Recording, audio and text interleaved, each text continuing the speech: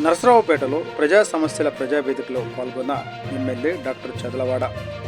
పీజీఆర్ఎస్కు 140 అర్జీలు. సమస్యల పరిష్కారం కోసం కృషి చేస్తాం ఎమ్మెల్యే డాక్టర్ అరవింద్ బాబు. నరసరావుపేట పట్టణంలోని తెలుగుదేశం పార్టీ కార్యాలయం నందు ప్రజావేదిక కార్యక్రమాన్ని నిర్వహించారు. ఈ కార్యక్రమంలో నరసరావుపేట శాసనసభ్యులు డాక్టర్ చదలవాడ అరవింద్ బాబు నియోజకవర్గంలోని ప్రజల వద్ద నుండి వినతి పత్రాలను అందుకున్నారు.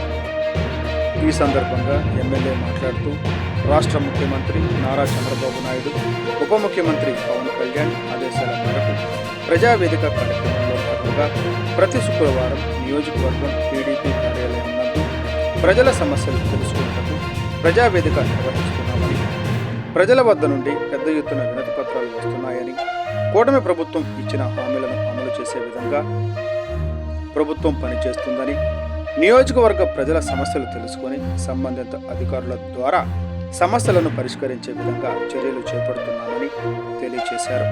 వచ్చే నెల నుండి కొత్త పెన్షన్, రేషన్ కార్డులు అందిస్తామని, రైతులకు 20,000 రూపాయలు ఆర్థిక సహాయం, స్కూలుకు వెళ్లే ప్రతి విద్యార్థికి తల్లికి వందనం కింద 15,000 రూపాయలు అందించనున్నామని, ఇంటి స్థలం లేని వారికి ఇంటి స్థలం అందించి పక్కా గృహాలు అందిస్తామని, ప్రజల సమస్యలు పరిష్కరిస్తామని తెలియజేశారు. భారతదేశం, పాకిస్తాన్ మధ్యలో యుద్ధ వాతావరణం ఉంది కాబట్టి రాష్ట్ర ప్రజలు పోలీసు వారికి సహకరించాలని, అనుమానాస్పదంగా ఎవరైనా కనిపిస్తే పోలీసు వారికి సమాచారం అందించాలని, ప్రజలు అంతా అప్రమత్తంగా ఉండాలని కోరారు.